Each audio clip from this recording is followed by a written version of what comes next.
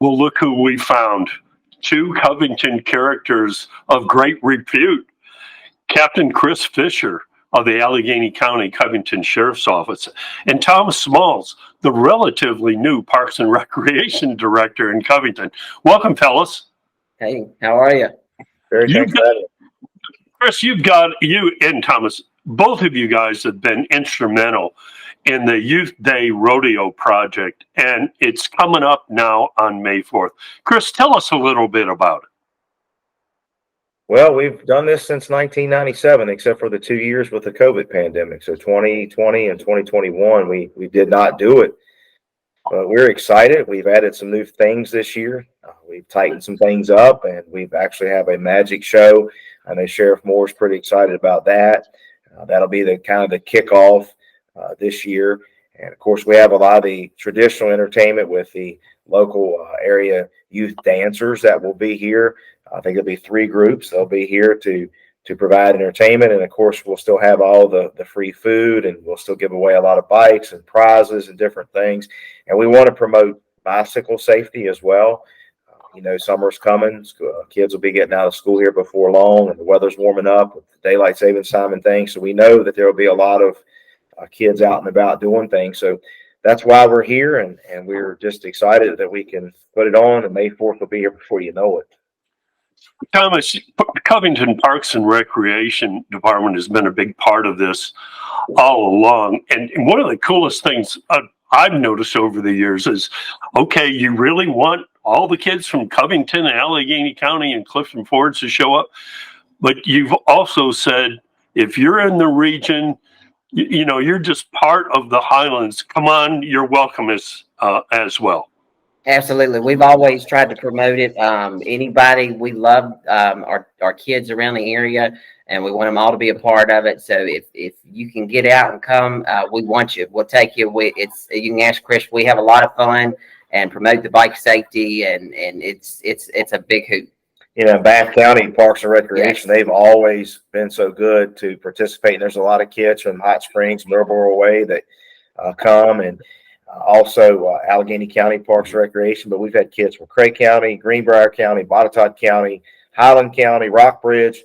If you show up, we expect you to have a good time. Exactly. And we can't do it without all the recreation departments and the local law enforcement, all that stuff. Without all of them, it wouldn't be possible. Chris, I've seen you at various venues requesting donations. And in fact, in one venue, I'm not going to mention this particular one, but I know you asked for X. And it seemed to me on video, you got 2X. And that was, that kind of support has been out in and around for over 20 years. I mean, that's pretty impressive. It is. I tell you, the economy's tough right now. I know a lot of the businesses here, we're just living in some hard times. The cost of everything has gone up every year. It just continues to go up. And the businesses and civic groups and individuals, they just step up. And if you're out there today, and we'll still take donations because it takes a lot to put this on, but it's worth it. It really is. And I told Thomas the other day, I said, and even Alan Dresser back years ago, and some of the other law enforcement people that have been involved in this, if this is 28 years, we did something right. We really did. And we're still continuing to grow and put on new things. And we're just excited. I mean, this is what a blessing that people are in this community, because they're so giving. Well, as far as I know, there's nothing quite like this anywhere, at least not that we're aware of. And I think I forgot to ask you, will there still be some bike giveaways during the day? Yes, there will be bike giveaways during the day. So we still do that every year. And one final note, when kids show up, this is about bike safety too. There were some where kids are riding and getting some instruction. I mean, how is bike safety promoted, Chris? How does that all work? So what we did this year was we made we have what we call breakout sessions, where the age groups will rotate between each group. They will go to a station after the magic show. And one of the stations will be specifically designed for bicycle safety.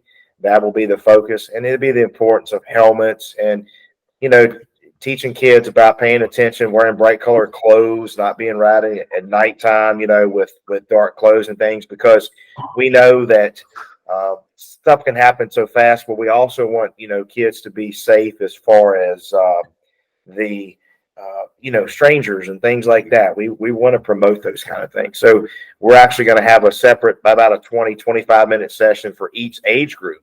Well, they'll be a part of the bicycle safety part of it. Well, that's really cool. Looking at my shins and my knees, that tells the story that I could have used some bike safety instruction. And of course, I'm so old, and at my particular age, nobody wore a helmet. We didn't even know what a bicycle helmet. I think I first saw one on some kind of cycling race, and that was. But I mean, that started to become popular. What, around the turn of the century, or has it been more popular? At least 30 years. Everybody needs a helmet, don't they?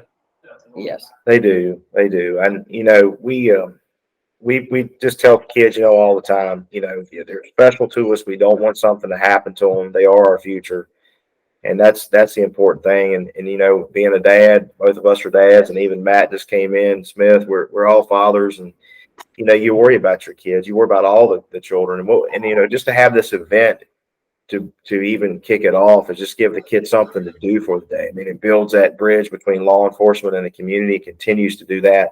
And that was some of the original ideas of this bike rodeo, now called the Youth Day Rodeo. right. And it adds fun to it. And you not only get the special instructions and stuff with the bikes, but the kids get to just come have fun. They get to play soccer, they get to do basketball, football, and volleyball. So, it not only do we have the safety aspect of it, but they get to have a little bit of fun in the end as well. Let's do a quick recap. It's at the Jackson River Sport Complex on May 4th. Registration begins at 8 a.m. The activities, what's really happening, begins at 10 a.m. as well. So thanks very much, fellas, for joining us. And once again, what you're doing is not only unique, I mean, it's just truly wonderful for the region's kids. I mean, it's a really impressive program, and we hope everybody takes the time to bring their kids out on that day. And then can I just throw a couple of things out? Our staff will be here that day. Law enforcement will be here. Our volunteers, we're ordering shirts, and we'll all be we'll have some officers in uniform, but our staff and the people that are volunteering will have shirts, so you'll know what to do. If you have any questions, do not bring a bicycle. Just do not bring a bike. You don't need a bike to participate. And if anybody would like more information or to make a donation, you can contact the sheriff's office at 965-1770, extension 104, to Jill Peters. You can call my cell phone, 540-968-0651.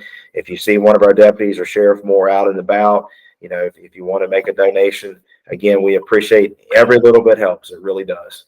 Great. Thanks very much. Thank you for having us today. Thanks, Jerry.